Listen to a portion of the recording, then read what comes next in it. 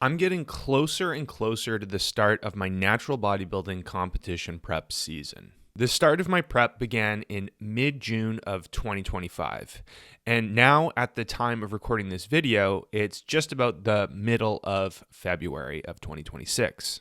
Needless to say, I'm super deep into my prep at this point, and my level of leanness is what I think you could describe as being shredded, but still not quite stage ready. In this video, I'm going to walk you through my latest full body gym workout at this super deep part in my natural bodybuilding competition prep and show you exactly what I'm doing to get even more shredded. My intention in walking you through my workout is to hopefully provide you with some helpful insights that might be beneficial for you on the journey to accomplishing your own physique goals. A quick disclaimer about my workout before we get started. The workout itself is not the primary means of fat loss on my prep. My diet is. The workout, on the other hand, is the primary means in which I'm retaining all of my hard-earned muscle whilst being in a caloric deficit to lose body fat. If you have any questions about that or anything else I'm about to share with you in this video, drop your questions in the comment section below and I would be happy to answer. Okay, let's dive in. First up in the session are barbell Romanian deadlifts. This is the heavy-hitting hip hinge exercise in my program meant to stimulate my hamstrings and glutes predominantly. That said, it also hits my back hard too, often leaving me with DOMs, particularly in my traps from those muscles working insanely hard to keep the bar and my back well supported through each rep.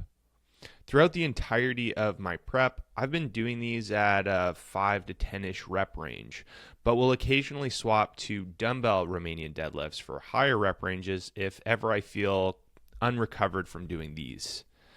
From this session, I dropped the load by 30 pounds since my last session to accommodate my physique feeling a bit more prone to injury at this point of leanness that I'm at. I'm allowing myself to lift a bit more defensively at this point to make sure I, yes, get a great stimulus, but also keep myself from getting injured. A part of me is tempted to completely swap these out in favor of doing just higher rep dumbbell Romanian deadlifts since they feel less risky. And truthfully, I might do that as I get a bit closer to the start of my season, but I'm opting to keep these in my rotation for as long as possible, since they've done such great things for developing and retaining the muscles of my posterior chain, both my hamstrings and glutes and my back. And honestly, I do love doing them. I love the feel and I love the challenge.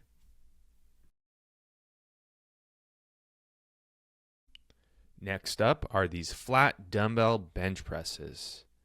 As of the past several months, the only exercise I've included for my chest have been these. Yep, seriously, just one exercise. Since I hit my chest for every one of my full body sessions, that means that I do this exercise for every single one of my workouts too. That might sound a bit odd, so here's a bit more of an explanation. The exercise feels great across all of my joints and connective tissue. It leaves me with a strong mind-muscle connection, and it's something I enjoy doing. There have been no signs of developing any repeated use injuries from doing this movement frequently, and since it's been so effective for me and feels better than all the other chest exercises I could be doing, why not do it for every session? To stimulate my muscles through a slightly different means and ensure my connective tissue remains healthy, I do alternate loads and rep targets between sessions, where I include one lighter day with higher reps, say between 10 to 15 reps per set, and one heavier day with lower reps at around 5 to 8 reps per set. Leg extensions are next to hit my quads. My mindset with these is pretty simple. Do absolutely as many reps as possible until I can't move anymore. In other words, until the point where I reach real mechanical failure. Mechanical failure means just that. You fail because the local muscles involved in the movement are so fatigued they literally don't have the capacity to move anymore no matter how hard you try. This is opposed to volitional failure, which could probably be best described as mental failure, where you stop the set not necessarily because your muscles can't move anymore, but because you can't mentally endure the discomfort of the tension. I find that to be the biggest challenge with leg extensions, to stop the set from reaching mechanical failure and not volitional failure.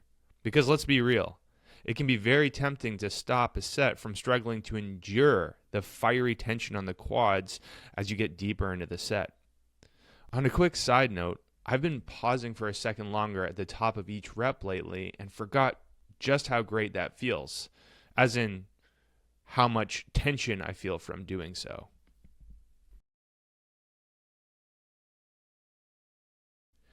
T-bar rows are next to hit the muscles of my back, with an emphasis on hitting my traps. You might notice that I've loaded the machine using 25-pound plates rather than 45-pound plates. I do that to allow me to move with a deeper range of motion, meaning I can move lower at the bottom of each rep for a deeper stretch across my traps. If I were to use the 45-pound plates, the plates would bottom out at the floor before allowing me to get as much of a stretch as I prefer to get. So using the smaller 25-pound plates works well to get around that issue. I'll typically alternate between a heavier and a lighter day with these, similarly to what I do with my flat dumbbell bench presses as well.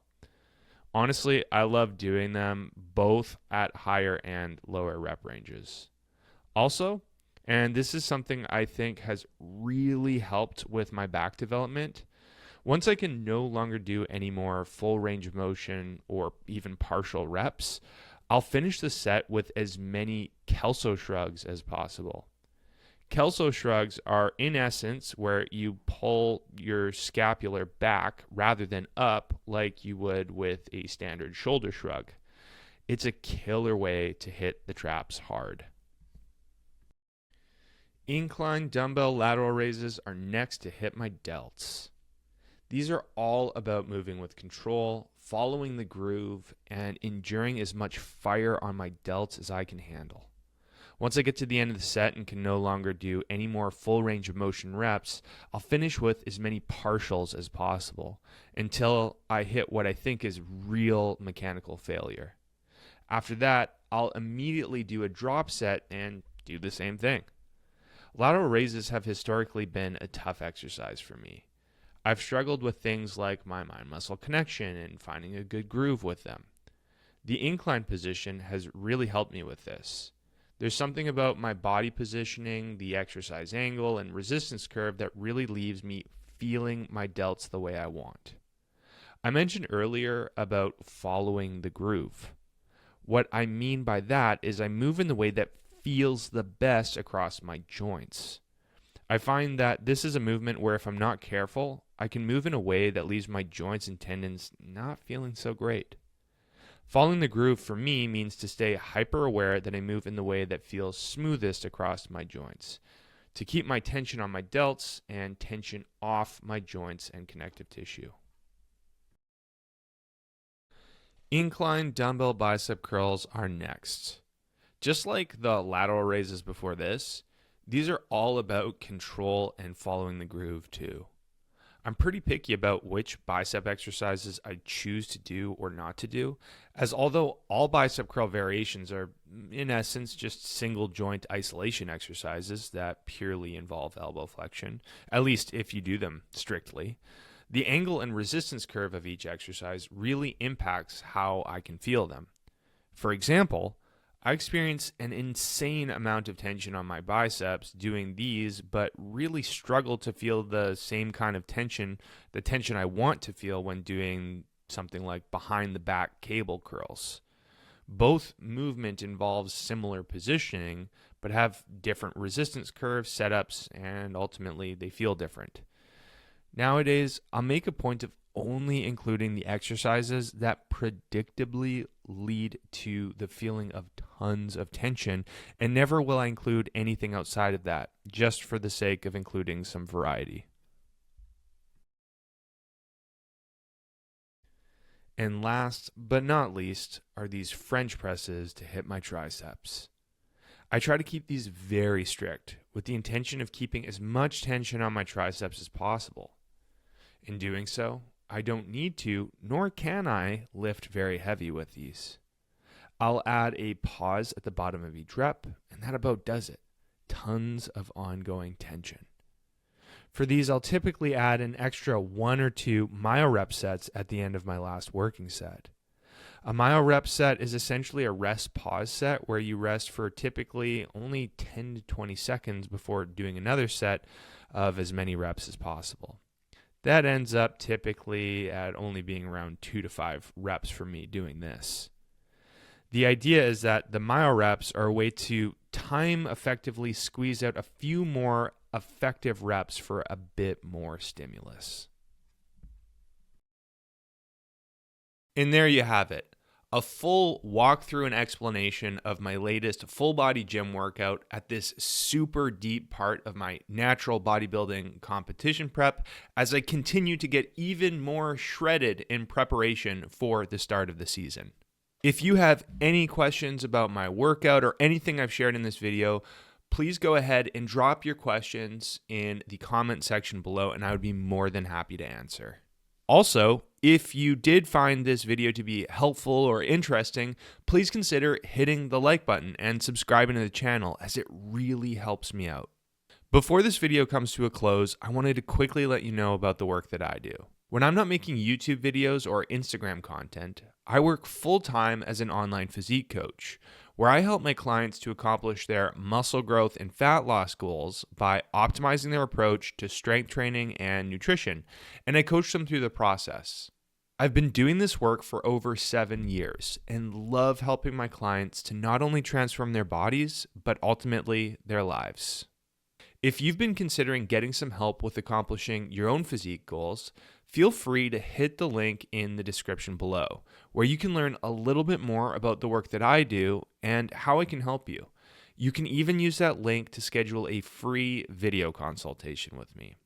If you have any questions about my coaching or how I can help you, just email me at sam@jadeathletics.ca. Thanks so much for watching, and I'll see you in the next video.